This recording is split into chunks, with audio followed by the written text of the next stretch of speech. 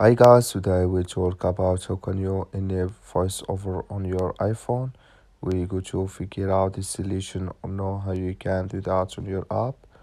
So you just follow these ways, then it's going to work with you. All you have to do in first you just click on settings here, just click on it. So then it's going to take you to settings. It's going to show for you like this. Then you go down, just keep going down here.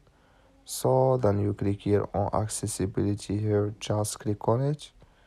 Then you come to next step here, it's going to show for you like this. So then you just click here on voiceover, you just click on it. You click in this sign, like you see this color show for us. So you click here on OK OK. button. So when you just click on OK it, then it's button. going to OK disable with you OK automatically. cancel. OK So OK. that's all you have to do. I wish you I get it.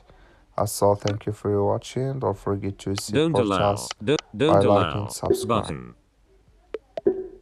Don't allow speech So button. like you see here, Control it's center. enabled with us Airplane now. selected. Screen recording button selected.